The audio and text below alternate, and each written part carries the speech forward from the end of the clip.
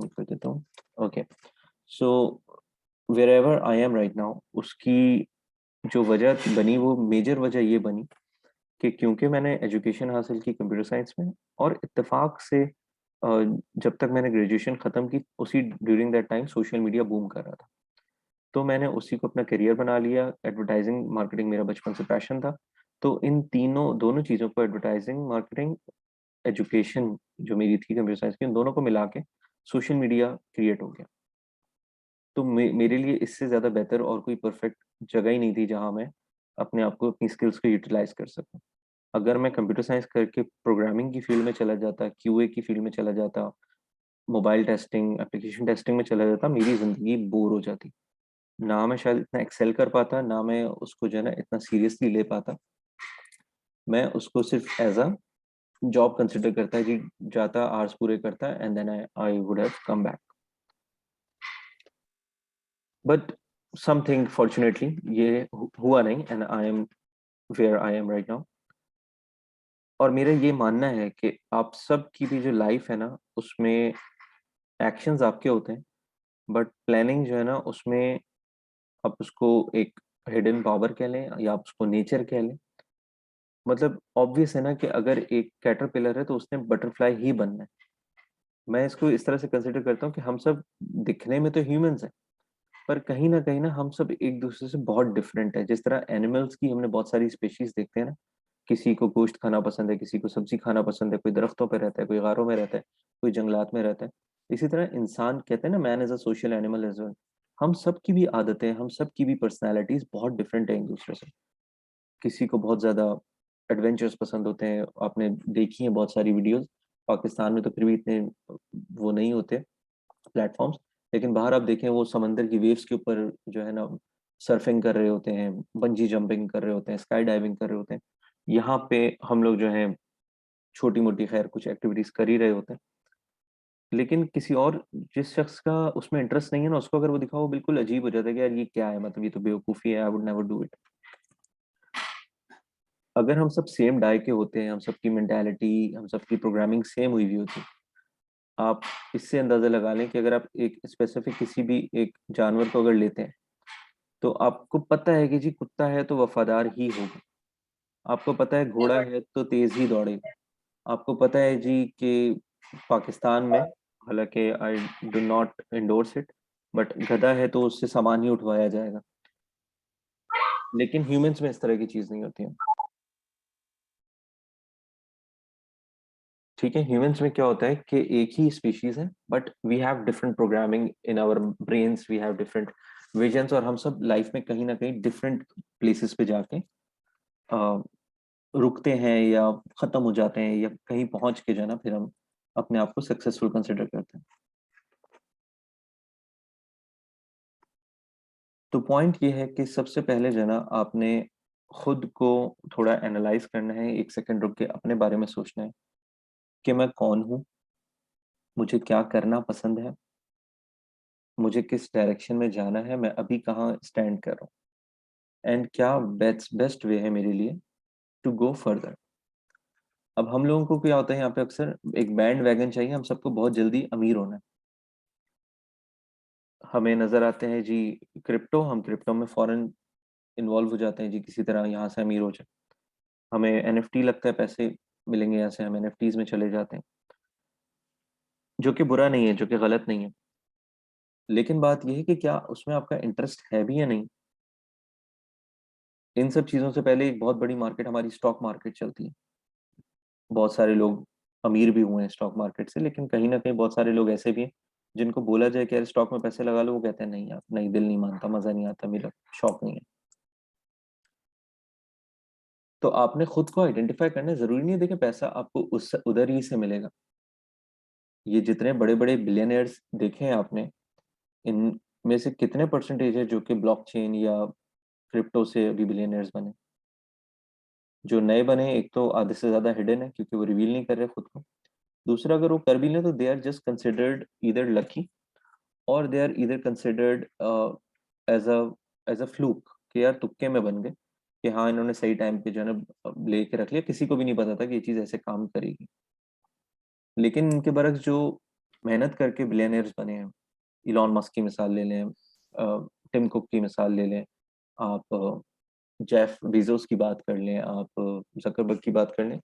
तो इन सब की पर्सनैलिटीज के साथ साथ इन सब का एक ब्रांड एसोसिएटेड है कि जी इन्होंने ये चीज प्रोवाइड की है दुनिया को, जिसकी वजह से they are who they are and they are where they are. तो आपने भी कोशिश ये करनी है कि देखें, फ्लूक्स और इस तरह की शॉर्टकट जो है ना हर जमाने में आते हैं। कभी वो नेटवर्क चेन एक बिजनेस फॉर्मेट होता है जिसमें आप 3 अपने दोस्तों को भी उस बिजनेस में शामिल करें, फिर वो 3 को करेंगे, एंड उस तरह का एक स्कैम होता है। वो भी बड़ा लोगों को अट्रैक्टिव लगता है। कभी कोई कंपनीज जो है वो बड़ी अच्छी ऑफर्स निकाल देती है कि जितना इन्वेस्ट करें हम आपको इतने पैसे देंगे। लोग बाकायदा अपनी दुकानें और घर बेच बेच के भी इन्वेस्ट किए हैं लोगों ने। लेकिन बात ये रहती है कि एक चीज जिसका एक्सपीरियंस नहीं और दूसरी चीज जिसमें इंटरेस्ट नहीं, दोनों चीजों में ना आप लॉन्ग टर्म तक सरवाइव नहीं कर पाएंगे। सो कोशिश ये करनी है कि आपने अपनी जो आपकी एक रेंज है उसमें रहते हुए कोशिश करना है कि अपना एम ऐसे सेट करें जहां पे आपने फर्दर मूव होना है। लेकिन जो पॉइंट मैंने स्टार्ट किया था 2+2 4 वाली बात से, वो ये है कि आप पहले एनालाइज करें खुद को कि आप आज कहाँ स्टैंड कर रहे हैं।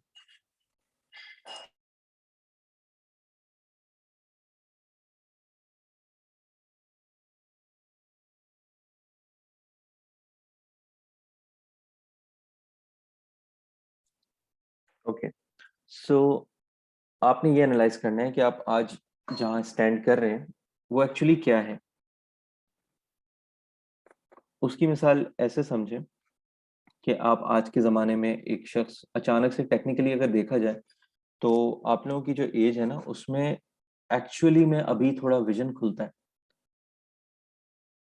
आपको समझ लगने लगती है प्रोफेशनल फील्ड की अभी तक। वरना ये जो टीचर्स हमें पढ़ा रहे होते हैं यूनिवर्सिटीज में, या जो दोस्तों का हमारा नेटवर्क होता है, वो इतनी ज्यादा कोई प्रोडक्टिव या फ्यूचरिस्टिक बातें नहीं कर रहे होते। हंसी मजाक चल रहा होता है, खेल कूद चल रहा होता है, लाइफ को एंजॉय कर रहे होते हैं। आप अपनी एक टीनेज से निकल के आप अभी थोड़ा जो है ना अपनी यूथ एज की तरफ आए हुए होते हैं, तो इट्स अ गुड थिंग, इसमें कोई गलत बात नहीं है। और थोड़ी बहुत बिजनेस डिस्कशंस भी होती हैं, चाहे कि होटलों पे लड़कों की हो रही होती हैं, लड़कियां डिस्कस कर रही होती हैं कि हम क्या कर सकते हैं। बट अगेन उसको सही तरह से समझना बहुत जरूरी है। अब इस एज में आपने ये देखना है जी, हम आज जिस टाइम पे हैं वहां डिजिटल मीडिया को आए हुए 10 से 15 साल हो चुके हैं। और वालेकुम सलाम, अता नहीं अब से जो है ना वो क्लास 8:45 स्टार्ट होगी। वो मैंने फेसबुक पे पोस्ट भी किया था, क्योंकि अब सिनेरियो ये हो गया है कि जो मेरी वो कमिटमेंट थी वो ख़त्म हो गई है, और अब मुझे एग्जैक्ट 10 बजे जो है ना एक और क्लाइंट पे वर्किंग करनी होती है, तो इसलिए I have to be early and then leave at 10। Okay, so coming back to the point, आप ये देखें कि जी डिजिटल मार्केटिंग को आए हुए 10 से 15 साल हो चुके हैं।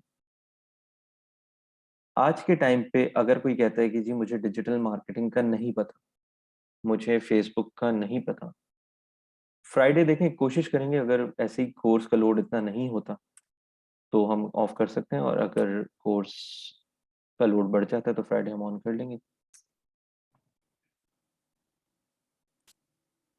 ठीक है,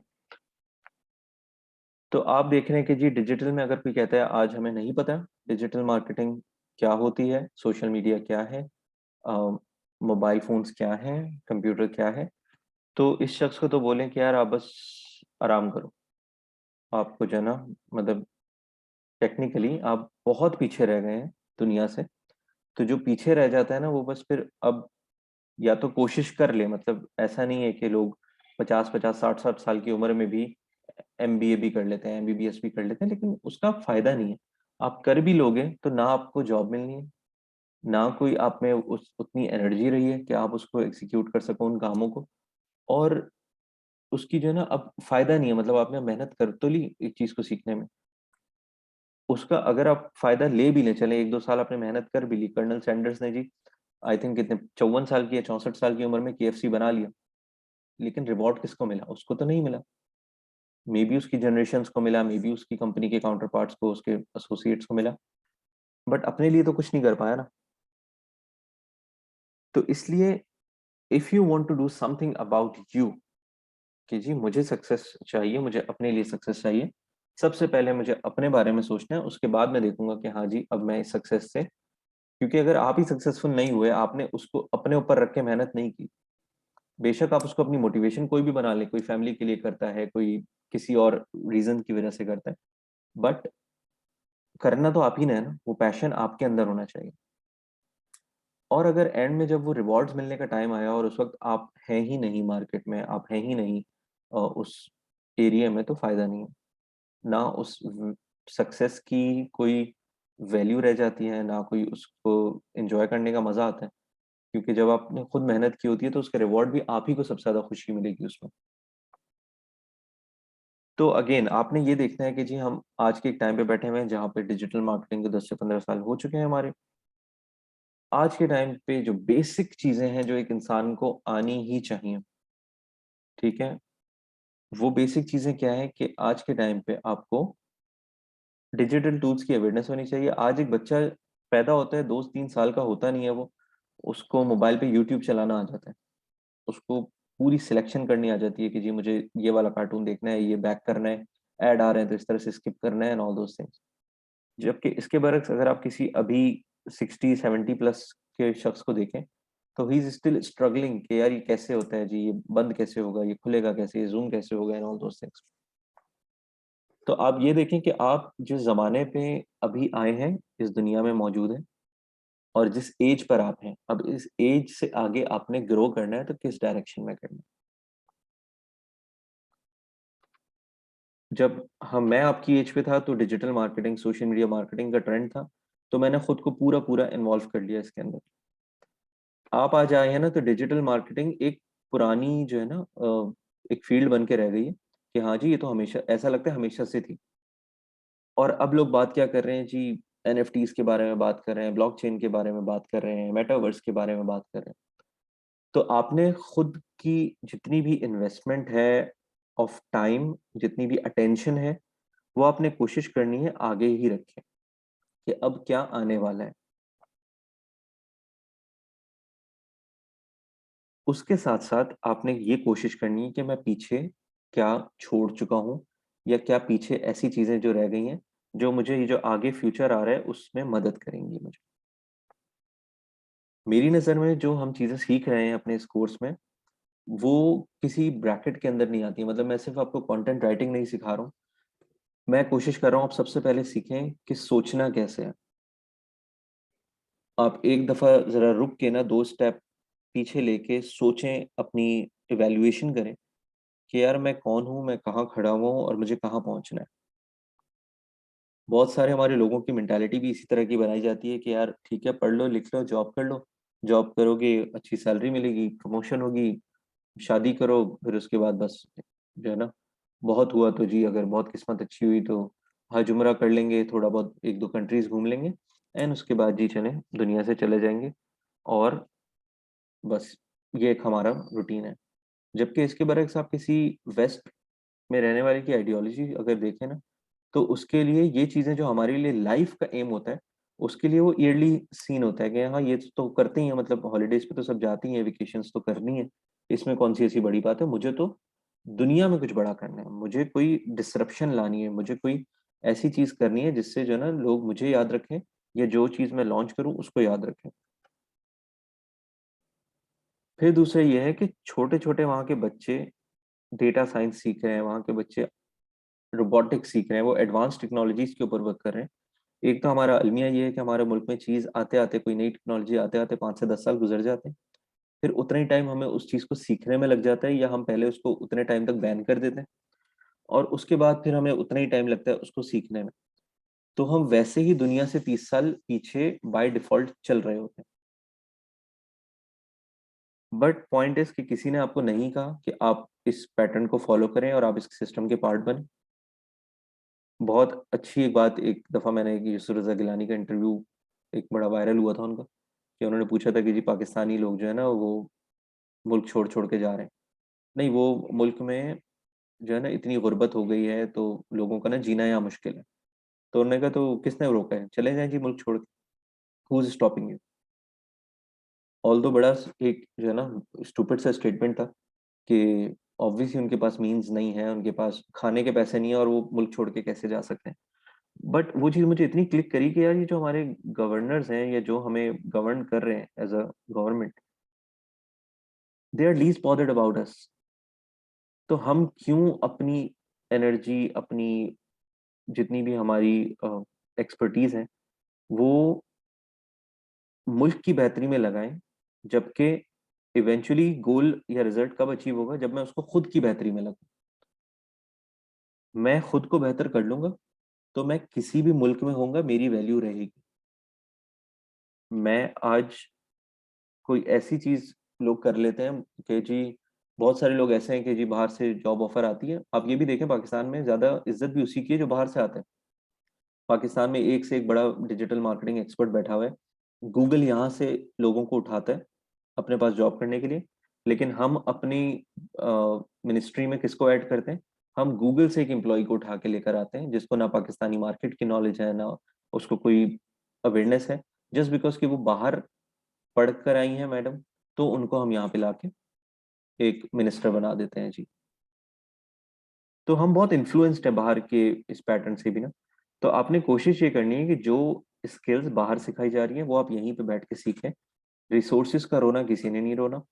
रिसोर्सेज आपके पास बेतहाशा पड़ी हुई है। आपने सिर्फ अपनी डायरेक्शन सीधी करनी है।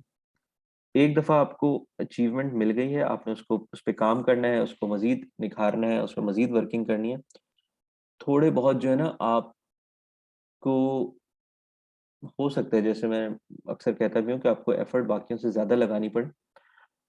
लेकिन एक दफा अगर आपने वो अचीव कर लिया ना, उसके बाद बड़ा एक स्मूथ राइड है उसके बाद। अनटिल अनलेस कि आप खुद को मजीद चैलेंज ना करें कि नहीं मुझे और ज्यादा चीजें सीखनी है और बेहतर बनना है। वरना एक दफा एक सक्सेस स्टोरी आपके पास आ गई, आप खुद उसका जो है ना डिसाइड करें कि जी हाँ मुझे इतनी सक्सेस, लेट से कि किसी कोई लोग होते हैं कि जी यार 2 लाख रुपए अगर मंथली आना शुरू हो गए ना मेरे पास तो लाइफ सेट है। कोई कहता है नहीं यार 5 लाख तो होने चाहिए। कोई कहता है नहीं यार 10 लाख होने चाहिए। फिर कुछ लोग कहते हैं कि जी पैसे जो है ना, मतलब हमें पैसों की फिक्र से आज़ाद होना है। हमें तो इन्वेस्टर बनना है कि इतने पैसे हो कि हम आगे चल के इन्वेस्टमेंट करें। तो ऑब्वियसली जितने ज़्यादा आप उसमें, जितने हायर गोल्स रखते हैं उतने ही ज़्यादा आपको मेहनत करनी पड़ती है। जो फर्स्ट स्टेप की बात कर रहे हैं ना, उसमें देखिए यही चीज़ है कि कभी कोई मेरे पास क्लाइंट भी आता है ना कि जी हमारे लिए आप ये वर्किंग करें एंड दिस एंड दैट। तो मैं उससे बोलता हूँ ठीक है, पहले मुझे आप 10 दिन दें।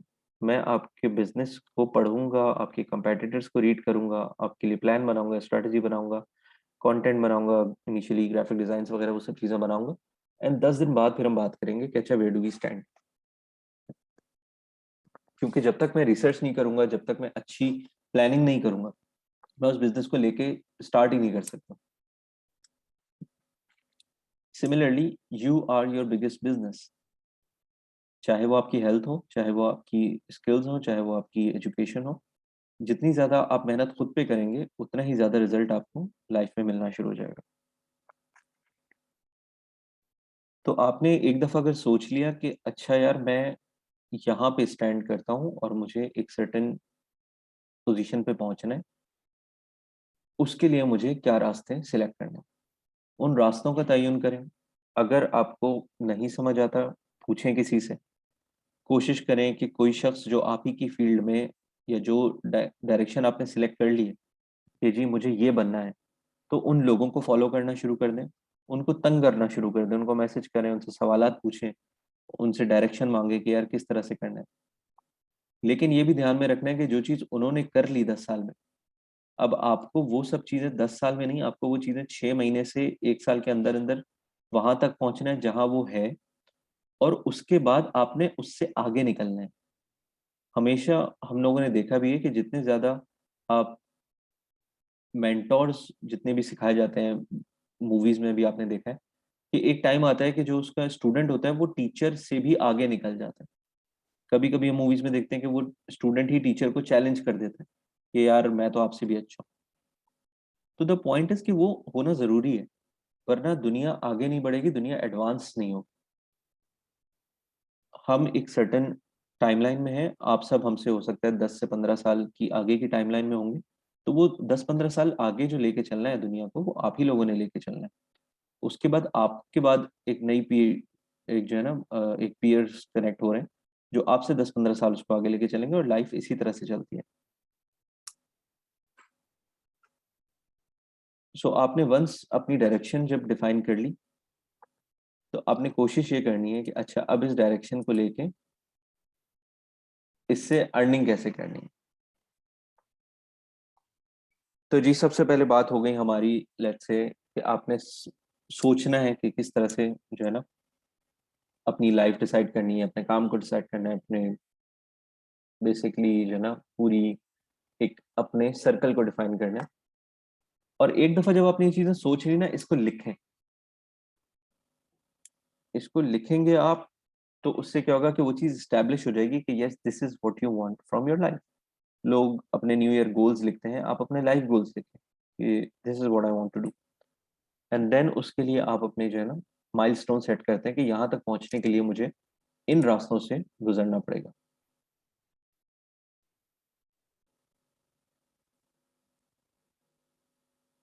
एक दफा आपने जब वो चीज लिख ली, उसके बाद ऑब्वियसली जो हम पहले भी 5 स्किल्स डिसाइड कर चुके हैं, strategy, graphics, content, client servicing और एडवर्टाइजिंग। तो आपने स्ट्रेटजी बना ली अपनी लाइफ की, आपने उसका कंटेंट लिख लिया, आपने उसकी जहाँ जहाँ पे उसकी प्रेजेंटेशन की ज़रूरत है, जो मैं अक्सर बात करता हूँ कि अपने ब्रांड इमेज को बिल्ड करें। अपने आपने जितने भी प्लेटफॉर्म्स है जहाँ जहाँ आप नज़र आते हैं, आप उस पर वर्किंग शुरू कर दें। आप अपनी ग्राफिक डिजाइनिंग खुद की जो है ना बेहतर करना शुरू कर दें। अगर आपको लगता है कि जी आपका एक्चुअल लाइफ में लोगों से मिलना जुलना ज़्यादा है, तो आप ऑब्वियसली कोशिश करेंगे कि you work on your attire, you work on your physical appearance, you work on your basically projection. मैंने अक्सर ऐसा भी देखा है क्लाइंट्स को इन्फ्लुएंस होते हुए कि अगर आप किसी मीटिंग में चले जाएं और आपने एक महंगी घड़ी भी पहनी हो ना, तो क्लाइंट उससे भी इंप्रेस हो जाता है। आप किसी अच्छी गाड़ी में चले जाएं और क्लाइंट की नज़र पड़ जाए, तो क्लाइंट उससे भी इंप्रेस हो जाता है कि यार इस बंदे को तो बड़ा काम आता है, पैसे कमाते हैं। और मैंने ऐसे ऐसे लोगों को भी देखा है जो बसों से उतरे हैं, किसी रेस्टोरेंट में गए हैं करीब के, वहां जाके फ्रेश हुए हैं, बाल वगैरह बनाए हैं, ठीक है, एक नकली गाड़ी की चाबी रखी है उन्होंने अपनी की चेन में, ठीक है, फेक एक्सपायर्ड क्रेडिट कार्ड्स रखे हुए उन्होंने अपने वॉलेट में, पठान भाई से लिए हुए जो है ना सन ग्लासेस, रिबन वगैरह के, वो सब लगा के अपने आप को ऐसा उन्होंने प्रेजेंट किया है कि जी जैसे ये बंदा तो अभी जो है ना शायद किसी बड़ी सी गाड़ी से उतरा है और सीधा यहाँ पर आ गया। तो ये चीज बड़ी मैटर करती है कि आप अपने आप को प्रेजेंट किस तरह से कर रहे हैं। लोग आपको उसी तरह से ही कंसिडर करते हैं जैसा आप प्रोजेक्ट करते हैं खुद को। मैं अगर अभी मोटरसाइकिल पे निकल के किसी से बात करना शुरू हो जाऊं, किसी भी शख्स से, तो वो मुझे कंसिडर करेगा कि अच्छा यार चलो मोटरसाइकिल वाला है, एक एवरेज जो है ना मिडिल क्लास पर्सन है, वो मुझसे उसी तरह ट्रीट करेगा। मैं गाड़ी में जाके उससे बात करना शुरू कर दूं, वो थोड़ी इज्जत दे देगा, सर बोल के बात कर लेगा। मैं और बड़ी कोई लेविश उसमें चला जाऊं, वो फिर शायद नजरें भी ना उठाए, वो शायद सर झुका के बात करना शुरू कर दे। तो ये चीज़ों से इन्फ्लुएंस होता है इंसान। और आज के ज़माने में जब हम डिजिटल की बात करते हैं, तो डिजिटल में आप किस तरह से प्रोजेक्ट करते हैं खुद को? डिजिटल चैनल्स के थ्रू। तो उनको भी आप उसी तरह से ही डिज़ाइन करें, उनको ही उसी तरह से आप मेंटेन करें जिस तरह से आप खुद को करते हैं। तो आपने जब अपने आप को डिज़ाइन कर लिया अच्छी तरह से डिजिटल फील्ड में, उसके बाद आपने क्या करना है, then it it comes all down to the way you talk. आपकी क्लाइंट सर्विसिंग कैसी है? आप क्लाइंट से बात जब कर रहे होते हैं, तो क्या आपके पास वो फैक्ट्स एंड फिगर्स हैं जो आपकी एजुकेशन या आपके क्लेम को कि जी मुझे ये काम आता है, उसको इंडोर्स करता है? मेरा एक मानना ये भी होता है अक्सर क्लाइंट से कि if you can not convince them, confuse them. कभी कभी ऐसा भी होता है कि क्लाइंट्स जो हैं वो आपकी बात मानने को तैयार ही नहीं होते कि नहीं ऐसे नहीं होता या ये चीज़ नहीं होती। तो मैं आगे से इतने कोई कॉम्प्लिकेटेड वर्ड्स जो है ना, वो जार्गन्स वगैरह यूज़ कर लेता हूँ कि भाई आपको तो कुछ पता ही नहीं है, मुझे तो आपसे बहुत ज़्यादा नॉलेज है। और इस तरह से तो होता ही नहीं है जैसा आप कह रहे हैं, वो इस तरह से चीज़ हो। वो इतना उसको मैं कॉम्प्लिकेटेड बना देता हूँ चीज़ को कि वो समझता है कि यार कह रहा है तो सही कह रहा होगा, इतनी मुश्किल-मुश्किल वर्ड्स बोले तो सही कह रहा होगा। तो अगर कभी कोई क्लाइंट कन्विंस नहीं हो रहा होता ना, मैं उसको कन्फ्यूज़ कर देता हूँ। तो फिर वो आप पे ही रिलाय करता है, फिर वो आगे आपसे कुछ पूछता भी नहीं है, फिर वो कहता है नहीं यार ये बंदा जो है ना सही है, इसको पता है इसकी फील्ड का। सो और इसमें एक और पार्ट ये भी आता है कि आपके मामलात कैसे हैं? आप लोगों के साथ किस तरह से डील करते हैं? क्या आपकी नेचर बड़ी हेल्पिंग है? अगर किसी को नीड पड़ती है तो क्या आप उसकी हेल्प करते हैं? देन उसके बाद आप अपनी स्किल को किस तरह से लेके चल रहे हैं? क्या आपने उसको एक प्रीमियम सर्विस बनाया है कि नहीं जी जो पैसे देगा, उसी को मैं ये चीज़ शेयर करूँगा? या आपने हर क्वेरी को, हर मैसेज को एक अपॉर्च्युनिटी समझा कि अगर मेरे पास ये अपॉर्च्युनिटी आई है तो मैं इसको अपील करूँ? अभी रिसेंटली मेरी एक ग्राफिक डिज़ाइनर के साथ वो हो रही थी, कम्युनिकेशन हो रही थी। सो ग्राफिक डिज़ाइनर्स वो बहुत अच्छे हैं जी, लाख 2 लाख रुपए उनकी सैलरी है, बड़ी सी कंपनी में जॉब करते हैं। मैंने उनको एक छोटा-सा काम दिया और मैंने कहा कि जी इस तरह की ना सोशल मीडिया की पोस्ट वगैरह बनानी है, कितने पैसे लोगे? उसने कहा आप कितने देंगे? मैंने कहा चलो यार ₹10,000 ले लेना। उसने कहा ठीक है। काम होकर आया, काम जब उसने डिलीवर किया तो मैंने कहा कि यार ये काम तो उस क्वालिटी का ही नहीं है जिस क्वालिटी का काम तुम करते हो, मैं जानता हूँ तुम्हें। एंड ना ही ये काम जो है ना अ, मेरे स्टैंडर्ड्स के मुताबिक है कि जो चीज़ मुझे चाहिए। तो उसने ये बात बोली कि जितने पैसे होंगे उतने उसी तरह का काम होगा। मैंने कहा तो पैसे तो म्यूचुअली डिसाइड हुए थे ना, उसमें ये कब डिसाइड हुआ था कि मैं कम पैसे दूँगा तो तुम अपने काम की क्वालिटी को भी कम कर दोगे? तो उसने कहा नहीं ये तो ऑब्वियस होता है। मैंने कहा अच्छा। फिर उसके बाद मैंने उससे पूछा तो अगर कोई क्लाइंट है, वो आपको कम पैसे देगा तो आपकी जो स्किल्स हैं, आप उनको भी गिरा दोगे। आप एक बेसिक बिगिनर ग्राफिक डिज़ाइनर बन जाओगे। उसने कहा हाँ, बिल्कुल। मैंने कहा ओके जी, अस्सलाम वालेकुम। तो मेरा कहने का मतलब ये है कि इस तरह की चीज़ कोशिश करें कभी ना करें। अगर आपने एक स्टेटस ले लिया है लाइफ में, अगर आपको एक स्किल्स पे कमांड हासिल हो गई है, तो अब अपनी क्वालिटी को डिक्रीज़ ना करें जस्ट बिकॉज़ के सामने आपको उतने पैसे नहीं मिल रहे जितने या तो आप चार्ज करते हैं या जितने आप एक्सपेक्ट करते हैं कि इसके मुझे मिलने चाहिए। या तो सीधे-सीधे काम को मना करें। बहुत सारे वेब डेवलपर्स को मैं काम देता हूँ। नॉर्मली जी वो काम करते हैं कि ठीक है जी, 20, 30, 40 हज़ार रुपए में वो वर्डप्रेस की वेबसाइट बना के दे देते हैं।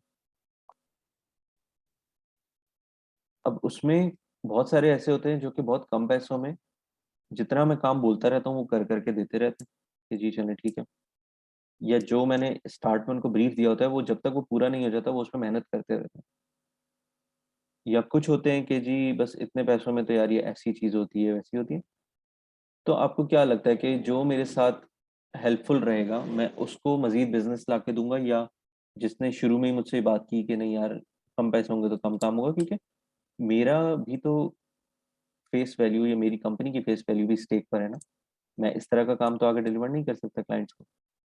मुझे तो अपना स्टैंडर्ड मेंटेन करना है, मुझे क्लाइंट पैसे दे, नहीं दे। बहुत सारे क्लाइंट्स ऐसे भी हैं जो कि सिर्फ़ मेरे पास गुडविल पे चल रहे हैं, कि एक टाइम तक बहुत अच्छे क्लाइंट्स रहे वो, बहुत हम लोगों ने साथ अर्न किया। फिर उन्होंने मुझसे रिक्वेस्ट की कि अहसान अभी जो है ना थोड़ा कोविड की वजह से या व्हाटएवर रीज़न बजट्स अभी शॉर्ट है, तो थोड़े अरसे ना इसको मैं पे नहीं कर सकूँगा आपको। तो मैंने उनको ये नहीं कहा, "ओह यार आप तो पे नहीं कर सकते, मैं तो आपका काम ही अब नहीं कर सकता।" मैंने उनको सजेस्ट किया कि ठीक है जी, कोई मसला नहीं है, काम आपका कंटिन्यू रहेगा, जब आपके पास पैसे आ जाएँ, आप दे दिएगा। आपको आधे पैसे देने हो, आपको जितने ही पैसे देने हो, वो हम बाद में डिसाइड कर लेंगे। तो coming back to the point, अगर मुझसे एक स्टूडेंट आप में से कोई या मेरा कोई दोस्त या मेरा फेसबुक पे अगर किसी ने मुझे ऐड किया हुआ है सॉरी, वो जब भी मुझसे कोई स्ट्रैटेजी माँगेगा सोशल मीडिया की या कोई ऐसी चीज़ माँगेगा, जो मेरी स्किल्स तो हैं, पर उसमें मेरा इतना ज़्यादा टाइम नहीं लगना, ना इतनी ज़्यादा जो है ना मेरी एनर्जी लगनी है, वो चीज़ ऐसी है जो मैं फ़िल-ब-दी कर सकता हूँ। तो मैं उसके तो चार्जेज़ वैसे लेता ही नहीं हूँ कि यार मतलब ठीक है, मेरी थोड़ी प्रैक्टिस हो गई। या फिर अगर कोई काम ऐसा वो देते हैं कि जी ये काम मुझे आपसे करवाना है, तो मैं उसकी प्रॉपर जो मेरे मार्केट रेट्स हैं, मैं उसको वो देता हूँ कि जी ये अमाउंट है, मैं इससे ये अमाउंट चार्ज करता हूँ क्लाइंट से। आप बताएं, if you can afford it well and good, if you can not तो हम थोड़ा बहुत इस पे नेगोशिएट करेंगे, बट जो मेरी होम कॉस्ट है मैं उससे नीचे कभी भी नहीं जाऊंगा, मैं एक लॉस में कभी भी बिजनेस नहीं करूंगा। This is not smart strategy कि जी या तो हम फ्री हैं या हम अपने रेट्स पर हैं। ऐसा नहीं हो सकता कि हम अपने रेट्स को सब्सिडाइज कर दें, क्योंकि उससे क्या होगा कि ऑब्वियस है कि हम वो काम डिलीवर ही नहीं कर पाएंगे जो आप चाह रहे हैं। So this was the 4 point कि आपने अपनी क्लाइंट सर्विसिंग को बेहतर रखना है। आपने कोशिश करनी है जितनी ज्यादा नेटवर्किंग कर लें। कहा जाता है your network is your net worth. तो जितने ज्यादा लोगों को आप जानते होंगे, जितने ज्यादा लोग आपको जानते होंगे आपके काम की वजह से, उतनी आपकी नेटवर्थ बढ़ती रहती है। आप अपनी जिंदगी में एक्चुअल में पैसे नहीं कमाते, आप इंसान कमाते हैं। जितने ज्यादा हाथ आप मिलाते हैं, जितने ज्यादा लोगों से आप फेस टू फेस मिलते हैं, वो सब कहीं ना कहीं आपके नेटवर्क का पार्ट बनते रहते हैं। And then it becomes your strength कि आगे चल के आपको पता होता है कि अगर किसी भी लाइफ के किसी भी फेज में आपको किसी भी चीज की जरूरत पड़ती है, तो आपको वो आपके इनिशियल इंटरनल सर्कल से ही मिल जाती है। आपको कहीं एडिशनल आगे जाना नहीं पड़ता। आपने कुछ दोस्त ऐसे ऐड कर लिए जी जो लेट्स से इन्वेस्टर्स हैं, तो अगर कभी आपको अपने बिजनेस में इन्वेस्टमेंट की जरूरत है, यू नो कि हाँ ये लोग कर सकते हैं। कोई स्पेसिफिक दोस्त हैं जो एक स्पेसिफिक फील्ड से ताल्लुक रखते हैं, तो आप उनसे बात कर सकते हैं। ऑल दो अगेन आप उनसे भी उनके जो बेसिक होम कॉस्ट है उससे कम पे काम नहीं करवाएंगे, लेकिन उससे क्या होगा कि आपको एक तो ट्रस्टवर्दी लोग आपका काम करेंगे, तो आपको ये बेफिक्री होगी कि यार मेरा काम गलत तो नहीं होगा या भाग तो नहीं जाएंगे ये काम के बीच से, वट। बहुत सारी चीजें ना इस तरह की आपको फायदे में आ जाती हैं। And then third thing is, sorry the fifth and last thing is advertising, कि जब आपने ये सारी चीज अपनी सॉर्ट कर ली है, then you project yourself to the world. जितना ज्यादा नजर आ सकते हैं आप आ जाएं। आपको लगता है कि आप इस फील्ड में काम कर रहे हैं, उसके बारे में पहले तो अपने सोशल मीडिया को एक्टिव करें, उसमें पब्लिश करना शुरू कर दें जी ये मैं हूँ, ये मैं काम करता हूँ, एंड दिस एंड दैट। अपने फ्रेंड सर्कल में, अपने नेटवर्क में ये बात उनके माइंड में स्टैब्लिश कर दें कि जी मैं, मेरा नाम ये है और मैं ये XYZ सर्विस प्रोवाइड करता हूँ या मैं XYZ काम करता हूँ।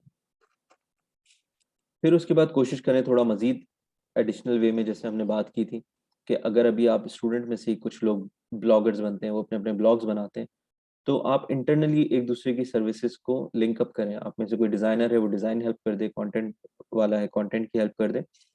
एंड थोड़े टाइम बाद अगर कोई आप में से लेट से कोई ऐसा पेज मैनेज कर रहे हैं, जान लो जैसा या स्टार्टअप पाकिस्तान जैसा, तो आप ही में से वो किसी का वो इंटरव्यू पब्लिश करें, वो आप यूज करें कि जी दिस इज द आर्टिकल जो मेरे ऊपर आया, ताकि लोग और ज्यादा आपको बेहतर जान सकें। ठीक है, ये चीजें हैं जिन पे आपने इनिशियली वर्किंग करनी है।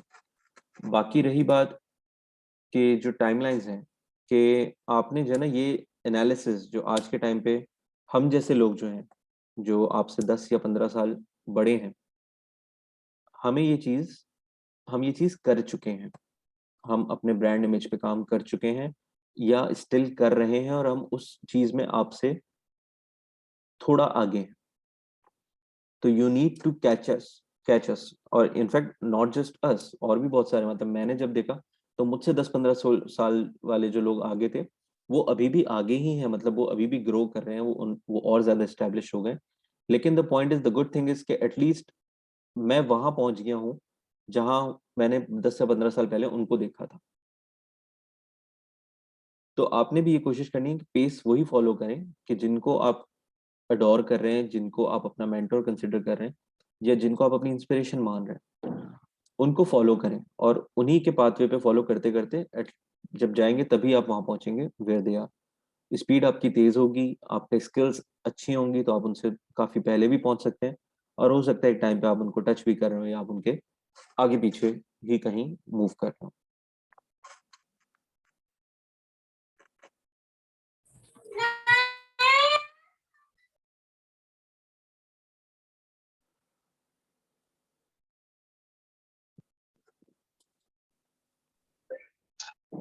सेकंड चीज जो है वो अब आपने देखनी है अपनी skills, content writing, graphic designing, strategy building, social media management, even quality testing,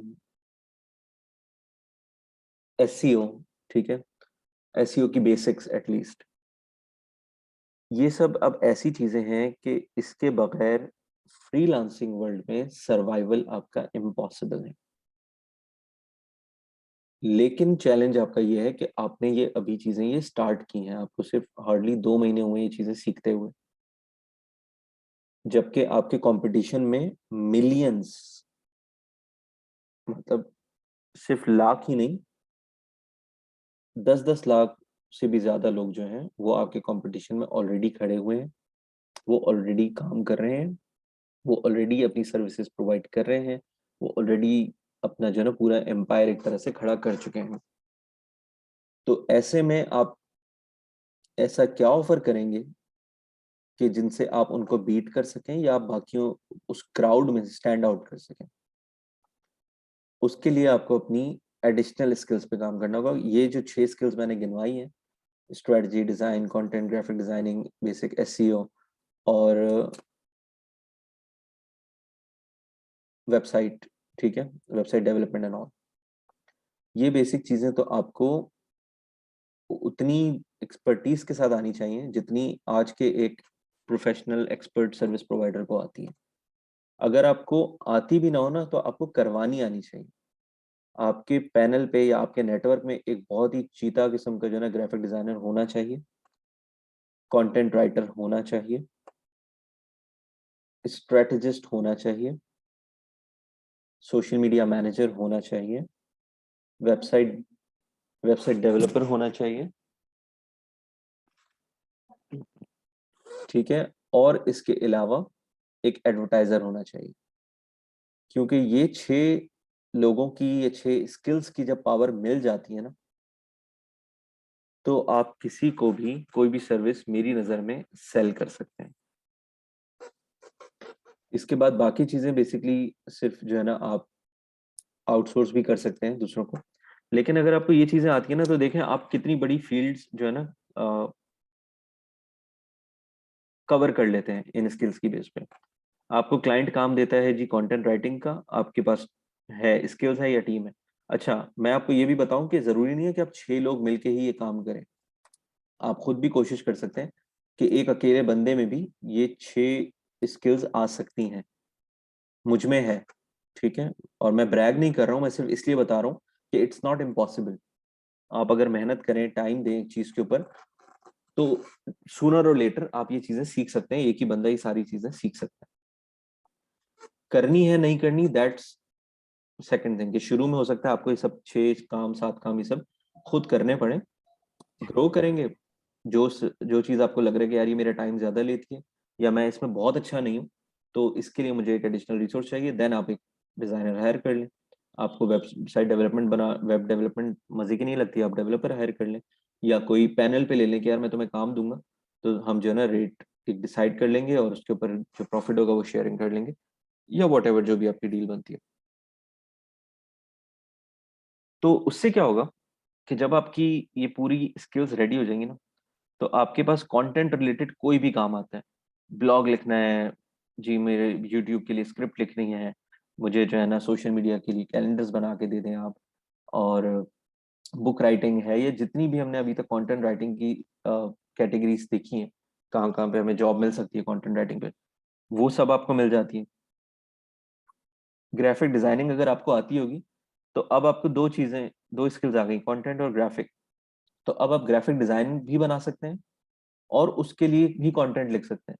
normally क्या होता है कि अगर कोई क्लाइंट ग्राफिक डिजाइनिंग का काम देता है, तो वो कंटेंट खुद प्रोवाइड करते हैं।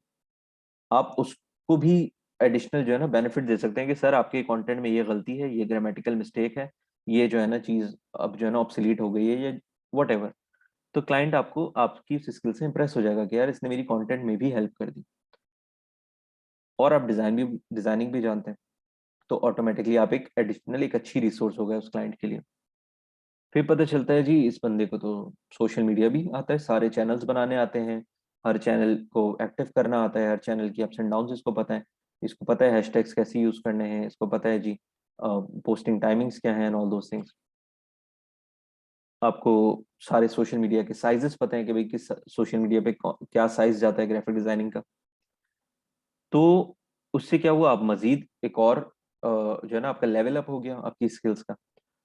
और अब क्लाइंट ने कहा कि अच्छा यार एक काम करो, मेरा सोशल मीडिया भी तुम ही हैंडल कर लो। तो आपको काम भी ज्यादा मिल गया, क्लाइंट को एक ही रिसोर्स से मल्टीपल काम मिल गए, उसको अलग अलग लोगों से डील नहीं करना पड़ा, एंड इवेंचुअली आपके पास थोड़े जो है ना डॉलर्स भी ज्यादा आ गए। अब ये तीन चीजें आप लेके चल रहे थे, उसके बाद ऑब्वियसली क्लाइंट को अगली चीज क्या चाहिए कि यार अब मेरे इस काम को मार्केट भी करो। तो आपने कहा सर एड्स चलाने आते हैं हमें, लाएं, बताएं, मैं चला के देता हूँ आपको। उसने कहा कि भाई ये तुम आदमी हो कि क्या चीज हो यार, तुम्हें तो मतलब वन स्टॉप एजेंसी हो गए हो तुम तो। और आपने उसके एड्स भी टेक ओवर कर लिए। अब आपने उसके लिए एड्स रन किए, उसको समझाया प्रॉपर कि जी एड्स क्या होते हैं। मैंने ये एक मैं अलग आउट ऑफ द वे जाके एक बात बता रहा हूँ कि अभी तक मैंने आपको एडवर्टाइजिंग की बेसिक सिखाई है। अभी मैंने उसकी कॉम्प्लेक्सिटीज या किस तरह से एड्स को मोल्ड करना है एक अच्छी कन्वर्जन लेने के लिए, या किस तरह से एड्स को जो है ना सॉर्ट करना है, वो चीज़ें अभी हमने नहीं सीखी हैं कि हम ज़्यादा से ज़्यादा रिजल्ट ले सकें। मैंने आपको ऑडियंस सेगमेंटेशन सिखा दी है, मैंने आपको बिडिंग करना सिखा दी है, मैंने आपको फेसबुक पिक्सल्स वगैरह के साथ थोड़ा प्ले अलोंग करना सिखा दिया है। बट जब आप एक्चुअल में एड मैनेजर पे जाएंगे और काम स्टार्ट करेंगे तो बहुत ज़्यादा चैलेंजेस का आपको सामना करना पड़ेगा, जो कि मुझे भी आज तक होता है। तो इट्स नॉट समथिंग अननेचुरल या इट्स नॉट समथिंग कि यार बड़ी डिफिकल्ट है। That is just how it is. आपको रोज जो है ना लड़ना पड़ता है फेसबुक एड मैनेजर के साथ या गूगल एड्स मैनेजर के साथ। लेकिन उसी लड़ने के बाद आपको अगर रिजल्ट्स अच्छे मिल जाएं तो दैट्स योर विन। और उसी जीत के पैसे देता है क्लाइंट आपको, क्योंकि अगर वो इतना इजी होता तो क्लाइंट खुद भी करता, वो अपने ये पैसे बचा लेता। लेकिन उसने आपको काम इसीलिए दिया कि एक तो उसके पास स्किल्स नहीं है, दूसरा उसके पास इतना टाइम नहीं है कि वो आपकी तरह लड़े बैठ के उससे। तो जी एड्स भी आ गए आपके पास, तो आपने क्लाइंट का एड मैनेजमेंट भी देख ली। उसके बाद जी आपने कहा कि मैं क्लाइंट सर्विसिंग भी देख सकता हूँ। अगर आपके मैसेजेस आते हैं आपके बिजनेस के पेज पे या आपकी वेबसाइट पे या आपके लीड फॉर्म्स आते हैं, मैं उन सब से भी बात कर सकता हूँ। मेरी इंग्लिश में भी स्पीकिंग स्किल्स भी बहुत अच्छी है, मेरी प्रेजेंटेशन स्किल्स बहुत अच्छी है, तो मैं आपके क्लाइंट से मीटिंग भी कर सकता हूँ जूम पे, और मैं उनको आपकी सर्विसेज या जो भी चीज़ें मैं सेट कर सकता हूँ। इसी तरह क्लाइंट को और भी सर्विसेज रिक्वायर्ड होती हैं कि अच्छा जी मैं आपके अपॉइंटमेंट सेट कर सकता हूँ, आपका वर्चुअल असिस्टेंट ही बन जाता हूँ पूरा, और आपके जितने भी सारे काम हैं वो सब मैं हैंडल कर लेता हूँ। तो जो काम क्लाइंट ने शुरू किया होगा ना आपसे एक कंटेंट या एक ब्लॉग लिखवा के कि अच्छा ये 10-20 डॉलर ले लो एक ब्लॉग लिख दो, वो काम आपको पता भी नहीं चलेगा इन स्किल्स के साथ। With in with in 3 to 6 months, या बहुत अगर आपने एक लॉन्ग टर्म लेके चले तो 12 महीने के अंदर अंदर ना वो 10-20 डॉलर वाला वन वन टाइम क्लाइंट आपका रिटेनर पे क्लाइंट आ चुका होगा, जो कि आपको कम से कम 800 से 2000 डॉलर पे कर रहा होगा। और जब आपको ये अमाउंट मिल रहा होगा तो आप इजीली अपना नेक्स्ट स्टेप डिसाइड कर सकते हैं कि अच्छा अब इसमें से मुझे अपना टाइम बचाना है, क्योंकि अभी इन सब चीज़ों को करने में आपका बहुत टाइम लग रहा होगा। तो 2000 डॉलर आपको मिल रहे हैं, 2000 डॉलर को अगर कन्वर्ट करते हैं आज के टाइम पे तो कितने मिल रहे हैं, 3 लाख रुपए, 3.5 लाख रुपए। 3.5 लाख से आपने कहा ठीक है जी 2.5 लाख मेरे, 1 लाख रुपए मैं लगाऊंगा अपनी बिजनेस इंप्रूवमेंट के ऊपर। उस 1 लाख रुपए में से आपने 25-30 हजार रुपए का एक ग्राफिक डिजाइनर हायर कर लिया, आपको कंटेंट राइटर हायर करना है आपने वो हायर कर लिया, आपको कोई जो है ना अपवर्क या फाइवर पे बिडर चाहिए जो आपके बिहाफ पे बिडिंग करे, आपने वो हायर कर लिया। इससे क्या होगा कि अब आप एक क्लाइंट पे आपका टाइम पूरा लग भी नहीं रहा, आपका टाइम डिवाइड हो गया, और अब आप नए क्लाइंट्स पे फोकस भी कर सकते हैं। और जो क्लाइंट पे आप ऑलरेडी अब 6 महीने 12 महीने से काम कर रहे हैं, ही ट्रस्ट यू। तो अब आप जब उसको बोलेंगे जी मैंने नए बंदे रखे हैं जो कि काम कर रहे हैं लेकिन उनको मैं मैनेज करूंगा, सो आपको घबराना नहीं है, तो क्लाइंट को भी कोई मसला नहीं होगा। और जो नया क्लाइंट आएगा उसको आप फिर से पर्सनली उसी तरह मैनेज करेंगे जिस तरह से आपके आप प्रीवियस क्लाइंट को मैनेज किया था। लेकिन अब पॉइंट ये है कि अब वो आपको 20-30 डॉलर का काम नहीं देगा, क्योंकि अब आप शुरू ही उससे करेंगे जी मुझे पूरी सोशल मीडिया मैनेजमेंट दो, या मुझे वेबसाइट डेवलपमेंट दो, या मुझे जो है ना कंप्लीट सोशल मीडिया कैलेंडर या ग्राफिक डिजाइनिंग के काम दो। तो आप उसको शुरू ही करेंगे $500 से, $600 से, $800 से, तो एडिशनल अमाउंट आपके पास आता रहता है। अच्छा, इन सर्विसेज से आप यहीं तक रह सकते हैं, लेकिन बात ये है कि आपने तो ग्रो करना है, आपने तो इतनी अर्निंग्स बनानी है कि आप अपना मे बी माइक्रो एजेंसी खोल सकें, आप अपना कोई बिजनेस स्टार्ट कर सकें, या आप अपने बिजनेस को ऑटोमेशन पे ले जा सकें कि आपके बिहाफ पे आपकी टीम काम कर रही है और आप जो है ना चिल कर रहे हो। तो उसके लिए क्या करना है कि आपने फिर मजीद अपनी स्किल्स को इम्प्रूव करना है। वो दो तरीके से हो सकता है कि या तो आप खुद सीखें उन स्किल्स को, या फिर आप उस स्किल्स वाले एक रिसोर्स को हायर कर लें। अच्छी बात ये होगी कि आप खुद भी सीखें उसको और फिर रिसोर्स हायर कर लें, ताकि आप और रिसोर्स दोनों जब डिस्कस कर रहे हो तो आप बिल्कुल लेफ्ट आउट फील ना करें। आपको अवेयरनेस हो कि हाँ, ये जो बात कर रहे हैं सही बात कर रहे हैं, जेन्युइन बात कर रहे हैं या नहीं। और अगर कोई नई चीज़ वो सिखा रहा है आपको, उसको फौरन जाके रिसर्च करें एंड उसको मजीद सीखें। तो ये जो टाइम आपको फ्री मिलेगा टीम बिल्डिंग के बाद, आप उस टाइम को यूज कर सकते हैं टूवर्ड्स सेल्फ एजुकेशन।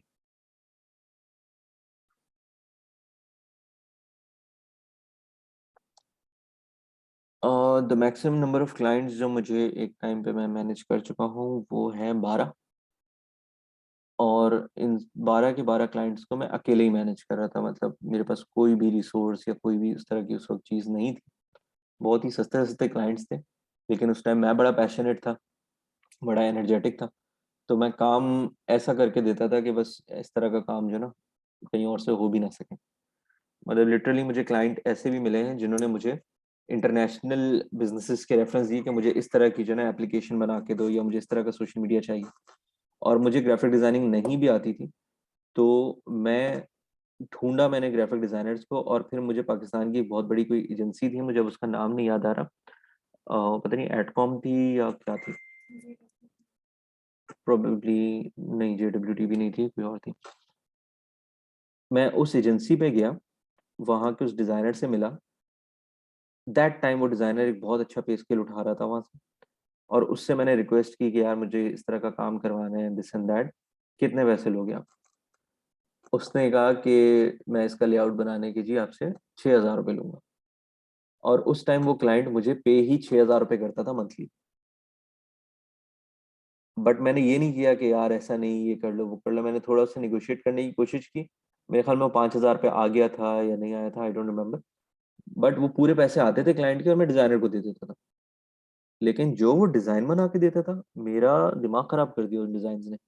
मतलब मैंने कहा कोई ऐसा काम कैसे कर सकता है, इतना क्रिएटिव, ऐसी चीजें मैंने कभी देखी नहीं थी। मैंने खुद ग्राफिक डिजाइनिंग का कोर्स किया था, लेकिन ऐसी चीज मैंने देखी नहीं थी। वो लेयरिंग जो उसने बनाई हुई है, और सिर्फ एक बैकग्राउंड बनाने के ऊपर उसने जितनी मेहनत की थी ना, he was an artist actually. उसने मेरा दिमाग इतना खोला, मैंने कहा ऐसा काम होता है। तो उसके बाद से मुझे कोई बेसिक या एवरेज काम पसंद ही नहीं आया। मजबूरी के तहत चलाया चलाया, लेकिन कभी भी जो है ना मुझे उससे कम लेवल का काम पसंद नहीं आया।